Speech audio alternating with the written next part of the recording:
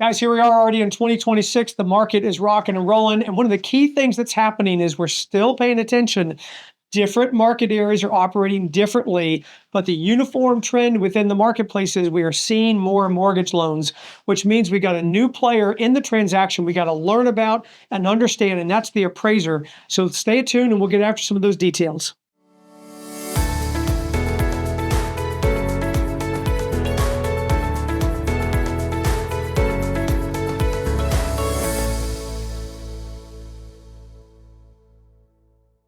All right, guys, here we are nestled already into 2026. And one of the things we're keeping an eye on is the role of the appraisal. Because, Chris, we've already been seeing now over 50% of the deals, and this really started last year, 50% of the deals we're seeing are financed. And we know that's going to continue to increase here in 2026. Why? Because there's so much, heck, there's even political pressure, like get these interest rates down to something super attractive. And we already know if it starts with a 5, it's going to go on fire. Everybody's going to start being really interested in refinancing, selling, buying, etc. And as we get closer to that, we start understanding the role of the appraisal and the appraiser in this process is what we really want to get after today, because it's critically important. And what we want to go after is, let's go after FAQs. Let's just go after crash course. What do you need to know about the appraisal process? So, Chris, how does an appraiser get at market value? Like, I know that's their job effectively, right, is to find market value. What's the most common way that they go about that process? There's 3 approaches to value typically found in an appraisal. One is a sales comparison approach that it arrives at a market value. One is an income approach that will arrive at a value. And one is the cost approach that will arrive at a value.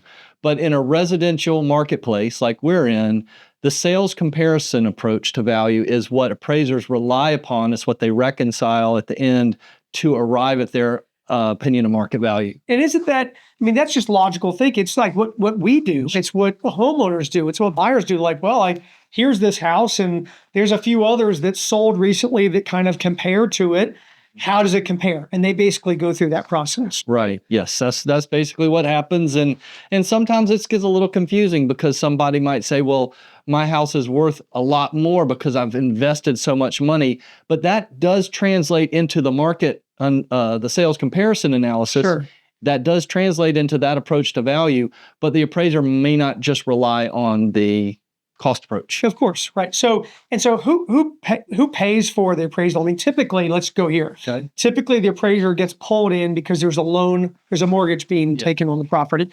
So we know that process. And if you haven't heard, effectively, there's an arm's length, there may be a major arm's length distance between the lender and the appraiser. It didn't used to be like that. Lenders used to just call and say, man, we love this appraiser. He or she always does a great job. That is long since gone. There's a third-party portal and all that kind of stuff. So there's a distance between that. But ultimately, it gets ordered by the lender. But who pays for the appraiser? Typically, the buyer will pay for the appraisal. It's part of the buyer's closing cost in a traditional transaction here. Okay. And does that mean the appraiser is working for the buyer? That's one of the biggest misconceptions, because the buyer feels like, hey, I'm paying for the appraisal, so the appraiser is working for me. The seller might think the same thing. The seller might think the appraiser is working for the buyer. That's really not the case. The actual intended user of the appraisal, the client of the appraiser, is going to be the lender. Right. And it's a pass-through fee. Yes. And, Mr. and Mrs. Borrower, this is part of our process. We do need to order an appraisal. That's on you. We'll handle ordering it, et cetera. And then all of a sudden it comes to table. That's really important. That's really important because you just need to understand why that's the case. You do want that separation that you talk about. And sometimes sellers are like, hey, I just had a house appraised. Can they just use this one? Right. But no, it does come from the lender. And it needs to be on that particular transaction, that instance.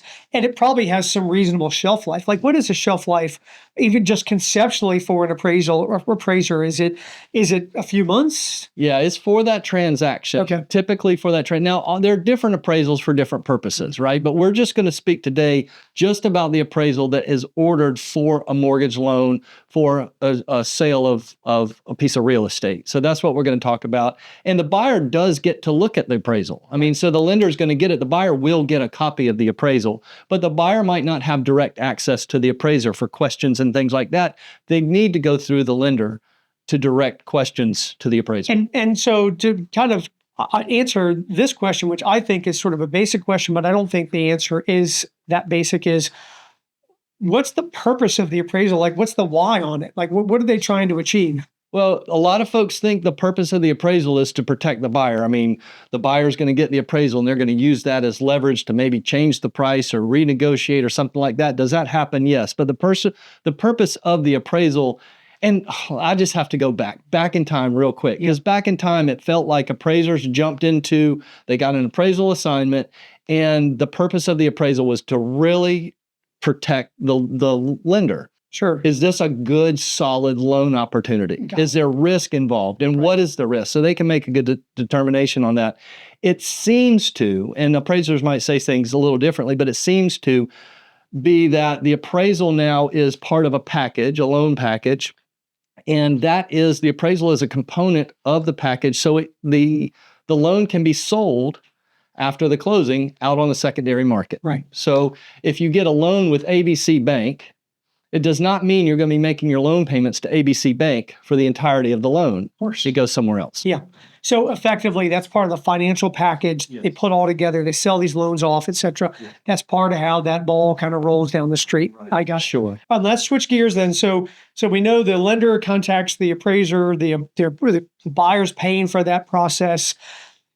Do they call, like, appraisers call agents? Like, what's that engagement look like? I mean, obviously they got to go see the property. Yes. Well, it's a great question, because appraisers, one of the things that an appraiser will do when they do an appraisal assignment is they need to validate the data. Okay. They need to validate the transactions, the sales. So appraisers do call agents, because the agents, we're the ones out on boots on the ground. We're the ones dealing with the marketplace. We're dealing with buyers and sellers. We know what's going on. And we have the little details, the details that matter of a particular real estate transaction. Right. Was the seller overly motivated? Was there a condition issue that influenced the price? Was there multiple interest in a property that drove a price higher than maybe the contract price? Right. And an appraiser is not going to understand or know that unless they talk with the market participants. They've got to call and get that color. Yes. That's not documented anywhere. I mean, obviously appraisers have access to the MLS system, so they key in and they see all the core objective data, but they don't see that added color. And when they see something that's really helpful maybe to them, they need to better understand it, because they're under a set of guidelines to make sure if they're putting in that appraisal report, it's got to be valid. They can't just be throwing darts at it or say, well, Chris said X, Y, or Z, and so I'm going to do X, Y, or Z. Yeah, that's good that they talk to multiple agents. And when appraisers call us, even if it's not our deal, but we've closed a deal, we've sold a piece of property, and an appraiser calls, they want to know more about it, we drop what we're doing and we help that appraiser. And I think all the agents in our marketplace should do the exact same thing, because the more credible information the appraiser has to work with, the more credible the appraisal is going to end up being. Yeah, that keeps that process going. We need them, they need us, all the sellers and buyers in the transactions. Everybody wants this to work out. Right. And so let's go at another aspect where an appraiser may actually be in touch with the agent, or maybe even vice versa. So one of the things that I think I've seen you do and within our organization is be prepared. You know, when you're bringing a property to market, you know it's going to sell, right? We got a good probability of the house going under contract. And now you got an over 50% chance, and depending on market, that where location, it might even be higher than that there might be a loan involved. So what do you need to do to be prepared to have that conversation with the appraiser, maybe even proactively reaching out to them as the listing agent saying, hey, I've understood you've been called on this appraisal assignment. We're going to get you access to the property. And oh, by the way, what are you sharing with them? Well, what's really important for especially agents out there to understand is it is illegal to try and influence an appraiser or an appraiser. So by putting pressure on them for anything. So that's really important. But what's not illegal and what is encouraged and what appraisers appreciate is getting information about the subject property, information that an agent might know about a relevant comp in the neighborhood, information that an agent might know about how the market is behaving, information about errors. There might be errors in size, that the county doesn't have the correct dwelling size, or the county doesn't have the correct this or that. Yeah. The appraiser has to establish what they call effective age. So how many renovations have gone in? Is the effective age and the actual age, are they different, and why? Yeah. That information up front to an appraiser is going to really help the appraiser understand that property and apply it correctly to the paperwork. So it's not about what the outcome of the appraisal report is. It's about aiding in the process. Yes, just making sure the appraiser has the right information, the correct information. And if an agent understands that something out there is not right or a little misleading or doesn't make sense and has that information or has that answer, provide that to the appraiser before the appraisal is done. Yeah. So sellers, be mindful. This is an opportunity to inform at the outset what's going on with your property, information that may not be accurate on the public records, information about the way the property is constructed, some things that maybe the appraiser cannot see as they go do their property assessment, et cetera. So I think that's a really important thing, which we're always hitting on. Let's fill the file. Let's get ready. Let's get ready for a successful venture. But let's talk about the ugly side of it. What if it's not successful? What if it doesn't appraise? What if the value that the appraiser comes together with, it doesn't meet or exceed the contract value? We know that's a problem potentially for the lender, which may then translate and be a problem for the loan, which could be a problem for the contracting, the buyer, et cetera. But what's the step on that? What can be done? All of a sudden, boom, Chris, here's the appraisal report. It's the lender calls you and says, I got some bad news. Your listing didn't appraise. Mm-hmm. Well, I think the first thing that everybody, buyer agent, seller agent needs to understand is that the appraiser is not an advocate for any of these parties I just mentioned in the transaction. Right. So a seller needs to get it out of the seller's mind that the appraisal came in low. Oh, they're trying to get the buyer a deal. Oh, right. They're trying to help the buyer. The buyer paid for that appraisal. The buyer, that's not what's happening. The appraiser is an independent resource for the lender to lean on. Right. Okay, so that's the first thing. When that happens, I think it's really important for everybody to be able to review the appraisal. Yeah. It does not necessarily mean that the deal's not going to happen. Right, of course. It does not necessarily mean that the price has to change. Right. It does not. These things don't have to happen. It can trigger some renegotiation. It can trigger some more conversation. It can trigger some red flags. There's a lot of things that it can trigger. Sure. But it doesn't mean that the deal has to be over. The mentality of a buyer typically is, well, if it didn't appraise, I'm not paying that much money for it. Right. And the mentality of a seller typically is that appraiser didn't get, they don't understand, right? Right. So there's a disagreement there. Sure, of course. So sometimes what can happen after both parties have an opportunity to review the appraisal, I think that's the first step, especially that agents get involved in, to review the appraisal for inaccuracies, things that just aren't right, things that maybe the appraiser should have known before but didn't know. There could be a reason that a sale that influenced the appraisal came in low. There could be a reason that a sale that influenced the appraisal came in high. Maybe the agent knows it, maybe the appraiser didn't. Sure. Maybe the size of the house isn't accurately reported. Maybe the bedroom count, maybe something was missed. Maybe a feature of the house was missed. Right. I mean, we're all human. Everybody makes a mistake. It could be an error. It could be an error. It could be a typo. Yeah.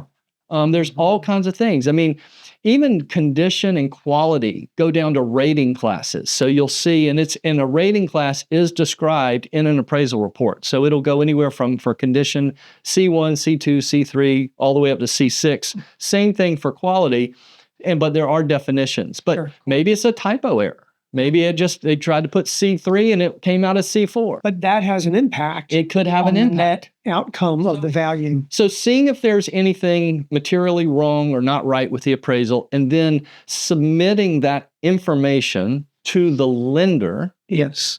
For the lender to review, and then the lender to decide to re-engage the appraiser. The lender can re-engage the appraiser for a reconsideration of value, Sure.